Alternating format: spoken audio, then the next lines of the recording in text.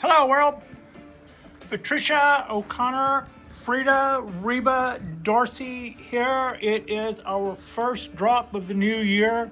Last night, I'm a little late. Yesterday, Saturday, would have been a great time to do a couple of videos, but Pat had a little socializing to do. So, as ironically, when I came in yesterday after an afternoon of a little socialization, I had some groceries and I had a little piece of watered up paper in my hand. I didn't want to throw down the watered up paper. I didn't want to carry it upstairs with me. As I made my way to the dumpster, I spied these guys. Somebody had thrown away all of these terracotta pots and drip trays. And I felt sorry for them. And I went, you don't have room for them. They're larger than you need, but you do need, but they're larger than what you need. But they're laying there in the dumpster, and somebody's going to throw something on top of them, and then they're going to have rotten vegetables or be broken. So I kicked it around, and then when it came time to walk Frida, I went down there with the cart and got them. If you're local, hit me up for those, and I'll pass them along to you. Anyway, I have plans, and they do involve pots. This is the bonsai balcony. It is the 5th. This is our first drop of the new year. And look at our truly bald cypress. And that's what we're going to be seeing of those guys for a little while. I just went through here and watered a little while ago, the 5th. Again, I'll say it's the 5th. And that would have been the first time this year I watered. We have been in a weather pattern where there have been storms backed up that would show up in the middle of the night and then rain halfway into the next day, and then it would not dry out, but it would not rain for a day, and then a day and a half later it would rain in the middle of the night again. And we've been looking at that for about 3 weeks. I haven't watered this tree. Today was the first time I watered this tree in a very, very long time. It is worrying me how long it took this tree to finally dry out. And in order to get it to do that, we just had rain 2 days ago. And in order to facilitate all of this, I brought that tree down and I brought it into the living room during our last series of squalls, just so the guy would finally dry out for the first time in over a month. But otherwise the tree's looking good. All of our trees are looking good. Everybody got a good healthy dose. I have been a little busy. It's kind of I don't know, I'm not going to say it's a balcony thing. It might be a bonsai thing. But every once in a while I'll look at trees and I'll go, you're getting too much wind, or you're not getting enough light, or so we'll do a cakewalk. We'll do a little hokey pokey and rotate our trees around. Not only will I turn a tree around, which is good for the most part. This guy, I find when I do that, a lot of it has got its back to the sun, so I have to kind of trade that around because it's a directional tree. The oak doesn't really care so much, and the big pines don't care if they get rotated, but a lot of the other trees, like I said, I'll use my bi-weekly paydays as a reminder to rotate guys around so they get even sun. Stuff we're going to talk about today. I had hinted that I was going to need some pots here in the future. More on that in a second. Let's just get started here. I had decided that I had a long tray of seedlings here, and they were doing fine, but some of them were in the back and not getting the attention they needed. Meanwhile, I didn't like the amount of sunlight these guys were not getting in the location that I had last put them in to get them out of the wind. I think last year when I put the tray of seedlings out here and actually took them from the kitchen to out here, they did very, very well. So I've moved my seedlings to the rail here, to the rail there, while we're looking at seedlings. The other night on Saturday Night Live Bonsai, which would have been 8-9 days ago now, we potted up this little guy and put it in this tube. Now, y'all voiced concern, as I was concerned, about just exactly I was going to do with this thing in my cramped for space bonsai balcony with Calamity Pat at the helm. And this is what I came up with. I shrunk wrapped the pot to this pylon, basically, and then wrapped a little aluminum wire around the tube that we made, and now that's all set in place. It's just going to hang out there and not get messed with until it comes time for other things to happen. So I thought I would give you a little quick look at how that turned out. We're going to do more. So remember this, because we're about to do more of this. Now here's the part where what I was saying earlier too, and then kind of, we have colanders at work. I have plastic colanders at work, and I have small plastic colanders at work. And it is my idea to make about 10 more of those tubes, pick up about 10 more of those colanders, and then instead of using a small terracotta pot, do it like the Japanese do it. Use small colanders, and then I'm going to use my perlite again, and I'm going to wire those tubes into those plastic colanders at surface level, basically, and then we're going to take some of these guys.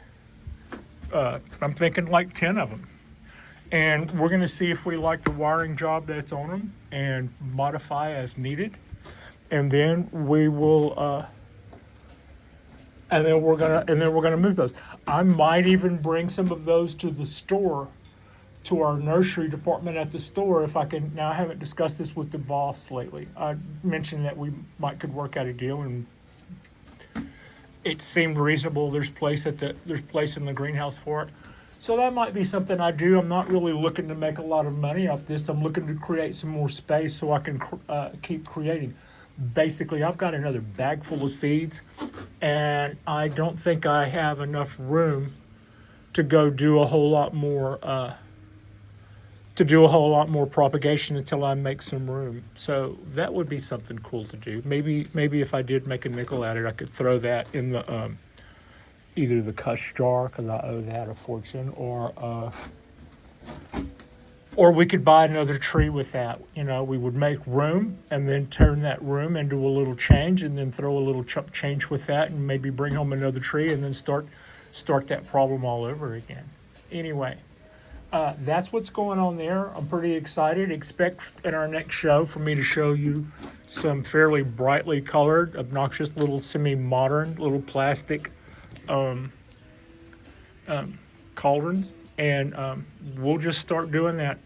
We're going to have to make space for those too, because they will take up more space than the tray 10 trees are currently sitting in. But hopefully the idea is we'll get those guys off and started, and maybe start moving them out towards other people. And then, you know, once we see them going, and once they're gotten a little bit and they're going and they're running, and we can see the potential in them, to where if I put them in a nursery setting, a customer would look at that and go, I don't understand why that's in a food basket.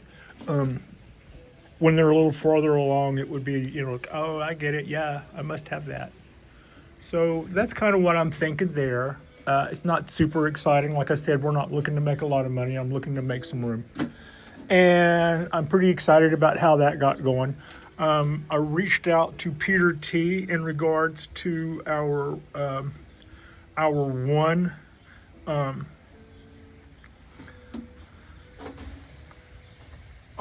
cutting that took on here. So we've got one going like gangbusters, and I have 5 that aren't. So the problem is he's a little over 100 miles away. I would like to see maybe 2 or 3 more scions added to 2 other branches on this guy. In order to get 2 more scions, we would probably do 4, right? So that's kind of the typical rule of thumb. We got 1 out of 6, and that's usually a little, you know, of course that's way less than half. I always look inward. I think about how much moving around this tree did last year, and I think about the fact that rack overhead came down, and while I saw that it made no impact, I hadn't seen any of those cuttings at that point, any of those scions, to see how they were doing. So I don't know. This could all be on me. The reason why we had a 1 in 6 success rate, when typically a lot of people will see, you know, better results than that. But so that's kind of what's got us. That's caught up there. Our big pines are looking good. Our big oaks are looking good. They're kind of hanging out, not doing a whole lot. I'm not seeing any further vibration or energy output from where I just cut them back, which is a sign that they're snoozing. They're snoozing. They're sleeping. Dawn redwood is also finally signed off most of its foliage for the year. And yeah, I was told to be careful of all of those buds. You got me wondering. Steve at Steve's Backyard Bonsai warned me to be careful of those buds. See, here's what I always assume about these buds. I always assume that these buds came out because of our super, super temperate climate. At the time when these buds should be gone for the winter, we got a warm snap, or we had too hot of a spell and lost some foliage, and then the tree's response to that is to flush back out. Now, when that happened back in October, I didn't see a lot of dieback on this because it was already had gone through August and September and started its fall thing. But the other indication is that these are next year's buds. Bald cypresses don't do that. All of these bumps, like it just is prolific as goosebumps on your arm on a chilly day. All of those are potential bud sites. So what I was thinking is all of this stuff probably won't survive the winter. Maybe it's supposed to survive the winter, and it's like what I was warned. Be very, very careful of those. So that'll be.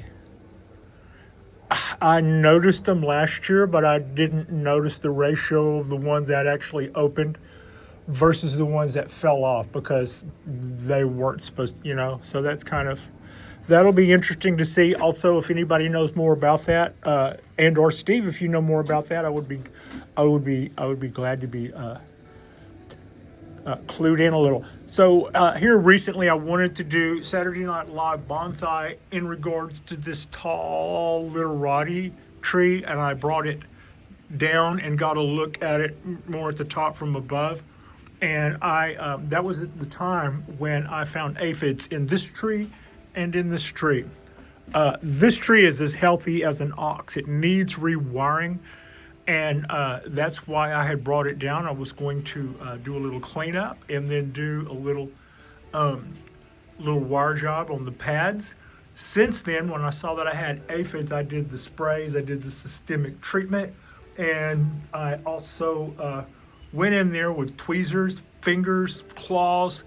I think the tree looked like it had been partying for 4 straight days by the time I got through with it. I mean, it looked like a classy chick that had been through the mill and was maybe slightly worse for wear and tear.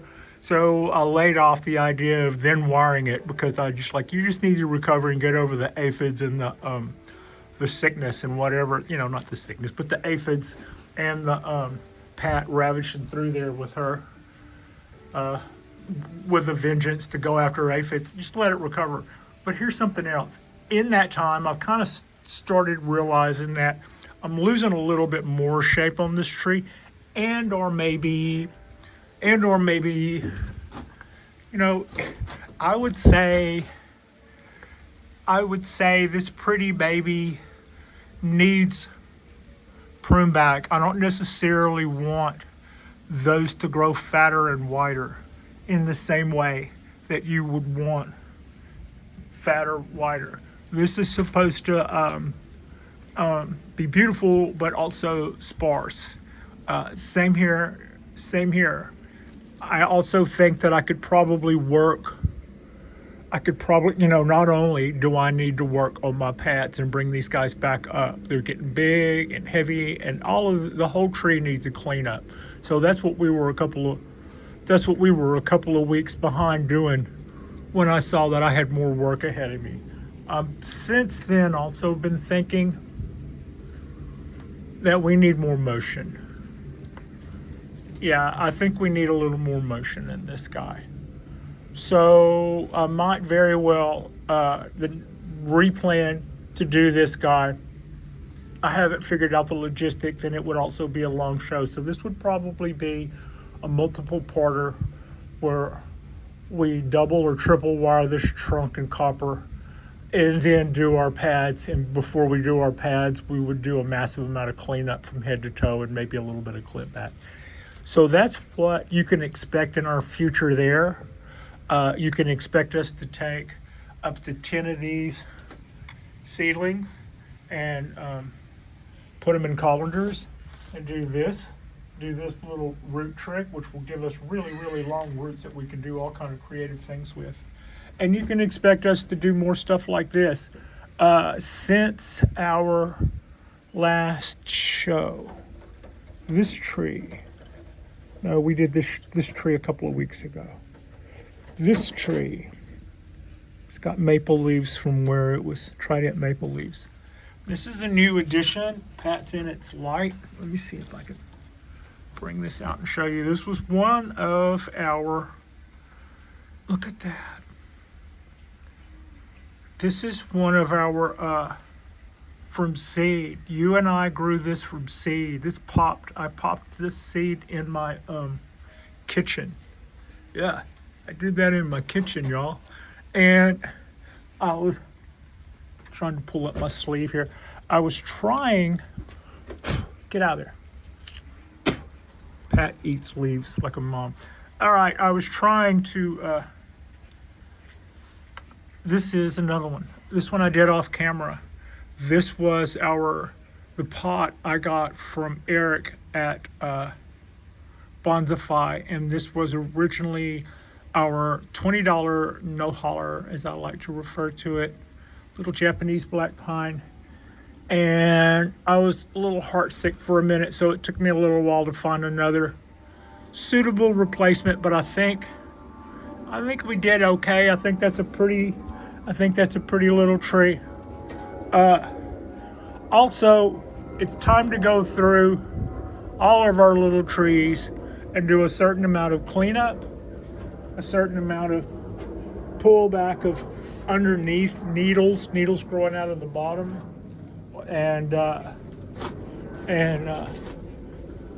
maybe a little bit more bud selection. Not everybody got all of their buds selected after we did our candle cutting. So Jonas at Bonsai Tonight, his blog a couple of days ago was about how this is still the time of year to be doing fall work until the buds start to extend in the spring and stuff. Any fall work that we haven't caught up on, which is cleanup and wiring, is still on the table, is still on the cords. All right, those guys are looking a little anemic. That's why I brought them. That's why I brought them here. It keeps them out of the wind, but they get the double dip. They get a certain amount of sun, and they're underneath the lights. That space is up for grabs. The problem with this space is it's eclipsed. Things here tend to stretch out or yellow a little. So that's what's going on there. The crows are waiting for us to wrap this up so they can go for the peanuts that I laid out for them. Okay, I think we should let them get to it. There's nothing I don't think there's anything here I haven't covered that we're up to. Quick look at our Fucanti. Quick look at our trident maple, almost leafless.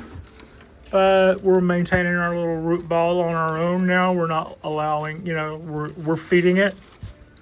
We're watering it on our own. It's up to us, not a sealed up ball with water like it was.